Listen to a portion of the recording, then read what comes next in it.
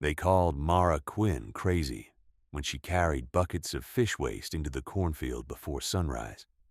By noon, 3 farmers were standing by the fence, laughing and covering their noses while she buried the scraps beneath the yellowing rows. The corn was dying. The banknote was due, and everyone in town said Mara had finally lost her sense. But 2 weeks later, when the first green returned to that field, the same men who laughed came back to ask what she had buried under the soil. Mara did not answer them right away. She only stood at the edge of the rows with dirt on her sleeves, the smell of fish still clinging to her gloves, and watched the wind move through corn that everyone else had already written off. The field had been yellow for almost a month. Not the soft yellow of ripening grain, the sick yellow of corn that had stopped believing in the ground beneath it. The leaves curled at the edges. The lower stalks were thin. The rows nearest the old drainage ditch had gone pale first. Then the weakness had spread across the field like a warning no one wanted to read.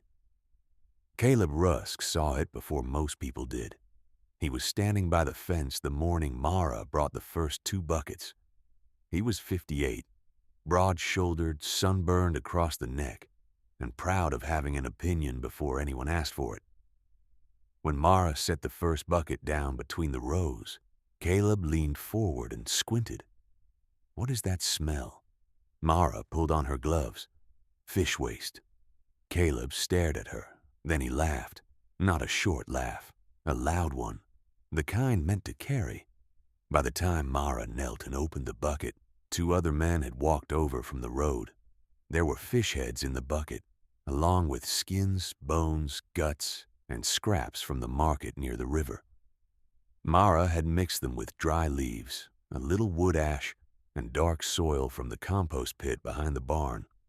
But from the fence, none of that mattered. All they saw was a young woman burying rotten fish under dying corn. Caleb covered his nose with the back of his hand. "Well," he called, "I've seen people give up on a field before, but I've never seen one hold a funeral for it." The other men laughed. Mara pressed the trowel into the dirt. She dug a narrow trench beside the first row, deep enough that the scraps would not sit near the surface. Then she spread the mixture carefully, covered it with soil, and pressed the earth flat with both hands. Caleb shook his head. "You know fertilizer comes in bags now, don't you?" Mara kept working. One of the men beside him said, "Maybe she thinks corn likes seafood." More laughter. Mara did not look up. She had learned that answering mockery too early only fed it. The field had belonged to her father before the fever took him. Before that, it had belonged to her grandfather. By the time it reached Mara, it came with a leaning barn, 2 cracked storage bins, a note at the bank, and a field that had been planted too hard for too many seasons. Her father had known the soil was tired. He had said it often in the final year. "This ground's hungry," he used to tell her. "You can't keep taking from a field and call rain a payment." But knowing a thing and having money to fix it were not the same. The fertilizer salesman had come in March with a price Mara could not meet. The bank man had come in April with a reminder she could not ignore. And by June, the corn was already telling the truth. It was starving. Mr. Harlan Pike said the same thing at the feed store, though he said it in a way that sounded less like concern and more like a verdict. Harlan owned the feed store, bought grain for 2 counties, and spoke to struggling farmers with the careful softness of a man who never had to risk his own land. He looked over Mara's account book and tapped one finger against the counter. "You missed the window." "For what?" "For saving that corn properly." Mara said nothing. Harlan lowered his voice. "I'm not trying to be cruel, but weak corn does not become strong because a person hopes over it." "I know that." "Then you know what the buyers will say if the ears come in light." Mara looked through the feed store window toward the road. I know what they'll say. Harlan closed the book. And if the field smells like spoiled fish, they may say worse. By the next morning, everyone was saying worse. The smell reached the road by 10.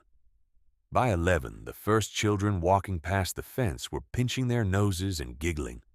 By noon, the men had gathered again. Caleb came with a cup of coffee and the satisfaction of a man watching someone else make the mistake he had predicted. Mara worked down the row, digging, spreading, covering. She did not scatter the fish on top. She did not leave it open.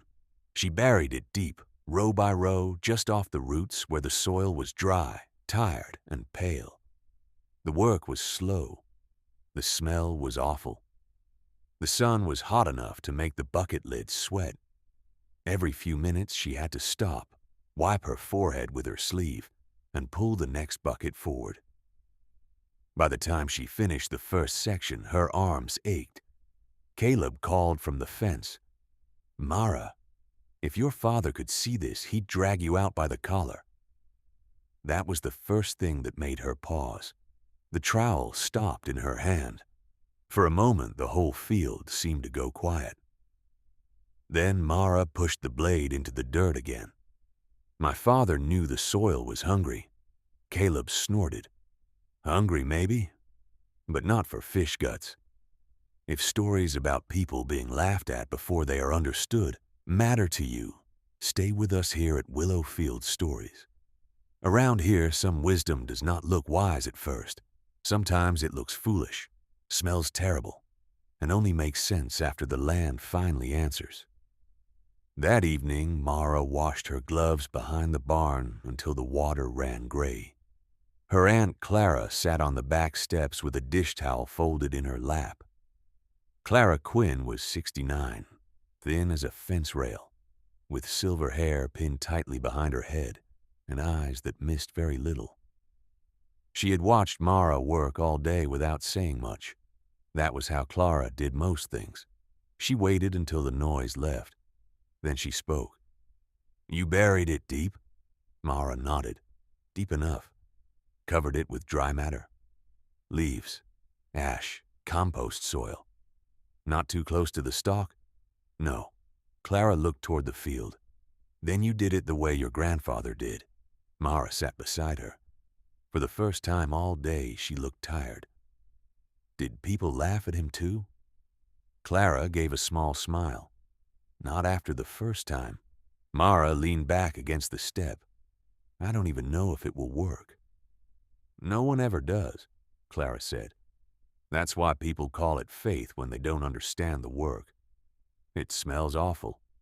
"It is awful." Mara looked at her. Clara shrugged. Wisdom does not always come dressed clean.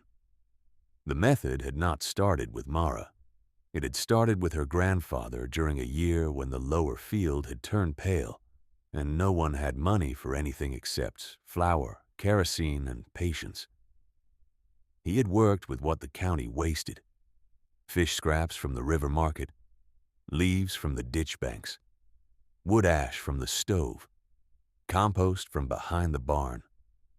He had buried it all deep enough that dogs could not dig it up, then waited for rain to pull the richness downward. It had not fixed everything. Clara was clear about that. No old method ever did, but it had brought one dead patch back to life. Mara had found the memory written in Clara's old kitchen book, tucked between recipes and weather notes. Not as a miracle, not as a secret. Just one sentence in Clara's careful handwriting. When soil is starved, feed the soil before you beg the crop. That sentence stayed with Mara longer than the laughter did, so she kept going. For 3 days, she buried fish waste in the worst rows. She worked before sunrise to avoid the heat. She covered each trench carefully.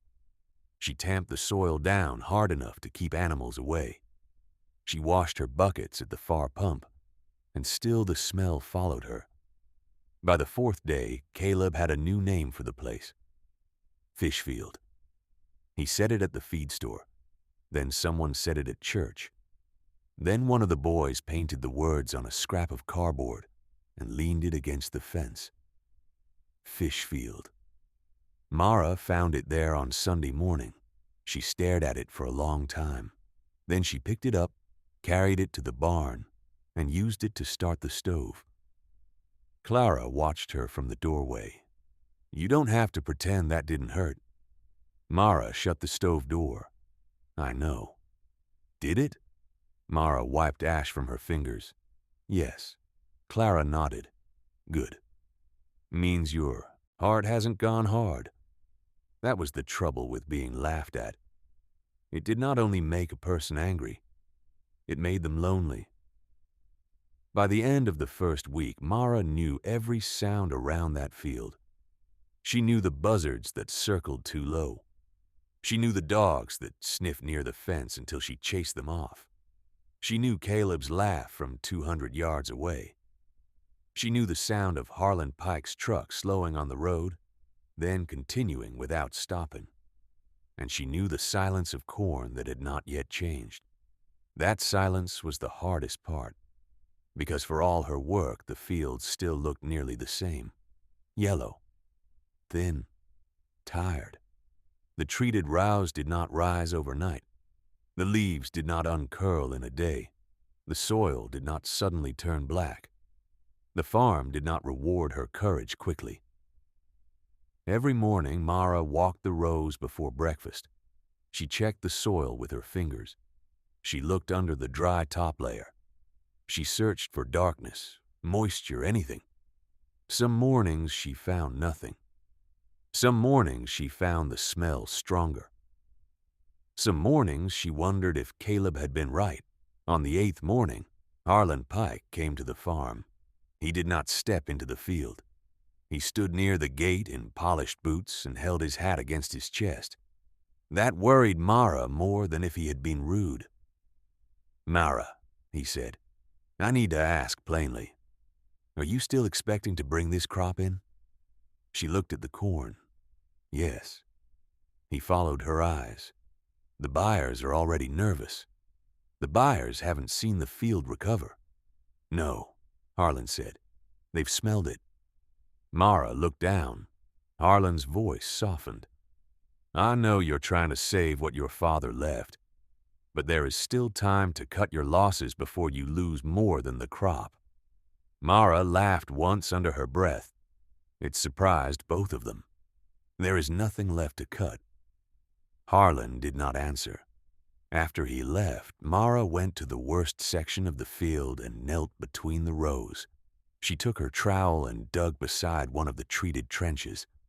The topsoil was still dry, but beneath it the dirt was darker than it had been.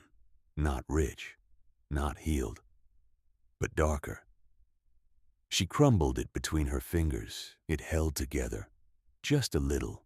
Then she saw the first worm, a small one, pink and thin, pushing through the soil where she had buried the mixture. Mara froze.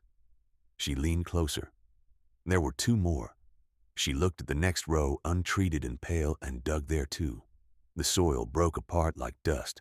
No worms, no darkness, no life near the surface. Mara sat back on her heels. For the first time since she had opened the first bucket, she felt something besides stubbornness. She felt hope. Not enough to tell anyone. Not yet. Hope spoken too soon can turn into another thing people laugh at. So Mara covered the hole and kept the proof to herself. Stories like this are why Willow Field exists, because rural wisdom often works quietly before anyone can see it. If you believe patience, old knowledge, and stubborn courage still matter, stay with us. Mara's field had not turned green yet, but something underground had already started answering. The next 3 days tested her more than the first 8. The sky went white with heat.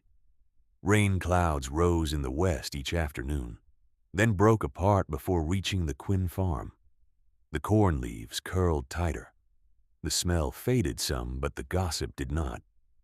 Caleb came by twice. The first time he leaned over the fence and said, Still waiting for the fish to sprout? Mara ignored him. The second time, he brought Harlan Pike with him. That was worse. Harlan walked to the edge of the field, looked down the rows, and removed his hat. Caleb pointed toward the yellow stalks. You tell her. Maybe she'll listen to you. Harlan frowned. Mara, I can still talk to the bank. I didn't ask you to. You may need someone to. Caleb shook his head. You had a field. Now you've got a smell and a story. Mara turned then. Her face was tired. Her sleeves were stained. There was dirt under her fingernails and a red mark across one cheek where the sun had burned her. But her voice was steady. The soil is changing. Caleb laughed. The soil? Yes. Corn buyers don't pay for soil, Mara. They pay for corn. They will. When? Mara looked down the rows. When the ground finishes eating. Caleb stared at her. Then he laughed harder than before. Even Harlan looked away. That night, Mara almost stopped.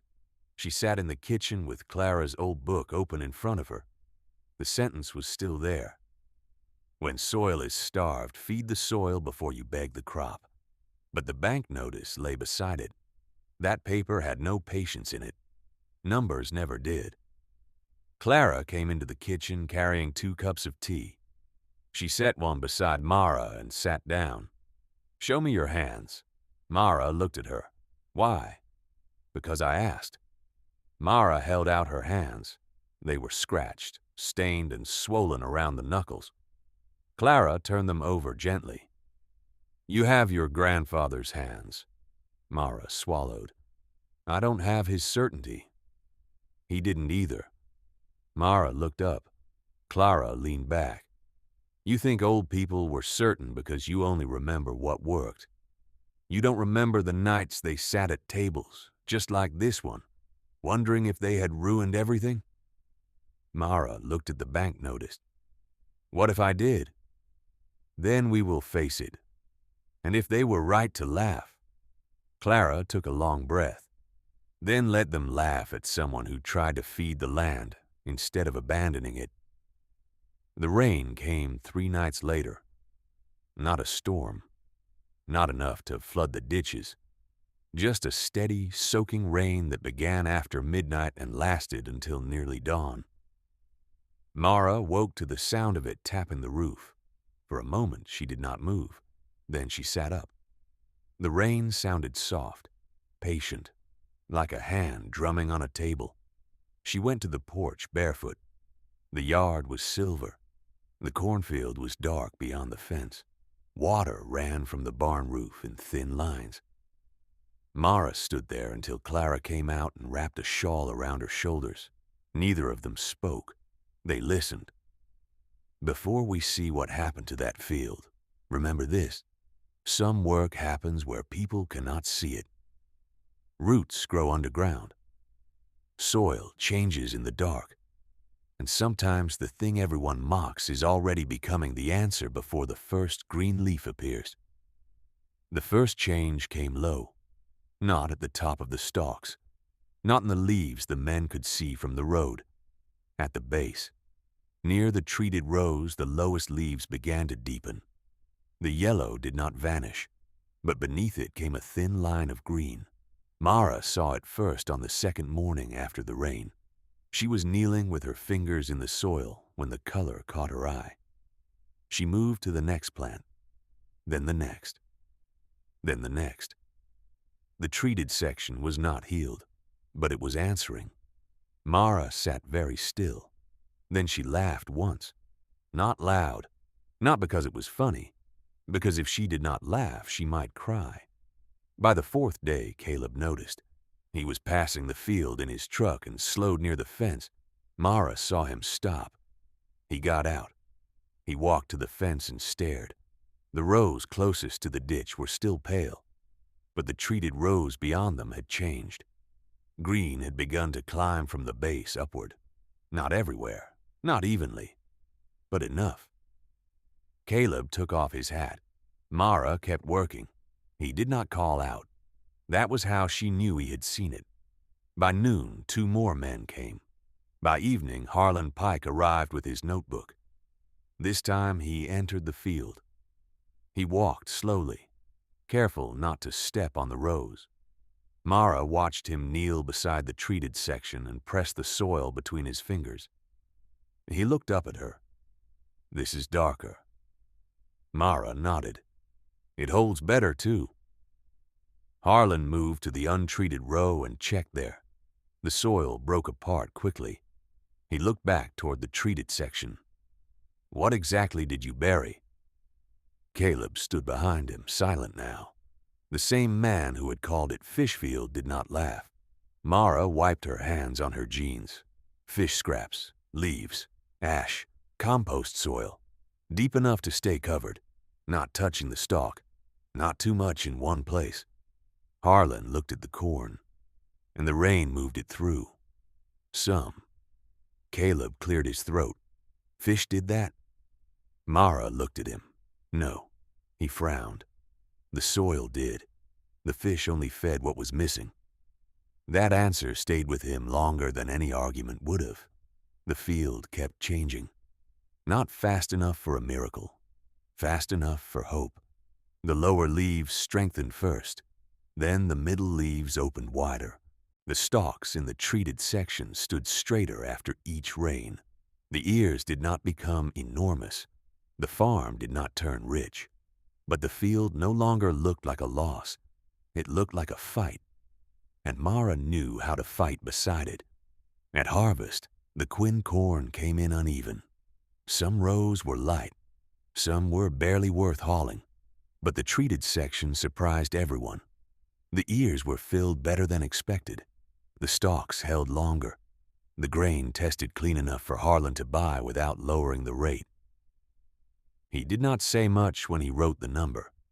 Harlan Pike was not a man who enjoyed being wrong. But before he left, he stood by the wagon and looked back toward the field. "Your father would have liked seeing this." Mara held Clara's old book against her side. "He would have asked why I didn't start sooner." Harlan smiled a little. "Maybe." The money did not solve everything. It covered part of the banknote. It paid for seed. It bought time. And on a farm that had nearly run out of time, that was no small thing. The following week, Caleb came by without his coffee, without his laugh, and without the crowd. He stood near the barn while Mara cleaned the buckets. For a while, he said nothing. Then he pointed toward the field. "How deep?" Mara looked at him. "How deep what?" "How deep did you bury it?" She almost smiled. "Deep enough that the dogs couldn't smell it." Caleb nodded like he deserved that. Then he shifted his weight. "And the ash?" "A little, not too much." "Leaves? Dry ones? Compost? If the soil is too poor, yes." Caleb looked away. "My south patch is going yellow." Mara closed the bucket lid. "Then don't bury fish until you understand why you're doing it." He looked back at her. She walked to the barn and returned with a scrap of paper. On it she had written what she had learned. Not a recipe for miracles. A method. Dig deep. Use scraps sparingly. Mix with dry matter. Cover fully. Keep it off the stalk. Wait for rain. Watch the soil. Caleb took the paper. His fingers were rough, and for once his mouth was quiet. "Thank you," he said. Mara nodded. It was not an apology, but it was the shape of one. That winter, Mara copied the method into Clara's old book. She did not write it as a secret. She wrote it as a warning. Fish waste can feed poor soil, but only if buried with care. Too shallow and it brings animals. Too much and it rots. Too late and the crop cannot use it. But done right, with leaves, ash, soil, rain, and patience, waste could become food again. She paused over the page. Then she added one more line. People laughed because they smelled rot. They did not know the soil smelled supper. Years later, when someone asked Mara why she kept that field when it had caused her so much humiliation, she would walk them to the first treated row. By then, the soil there was darker, not perfect, never perfect, but alive in a way it had not been before. She would kneel, scoop a handful of earth, and let it crumble through her fingers. Then she would say, "A field remembers what you feed it."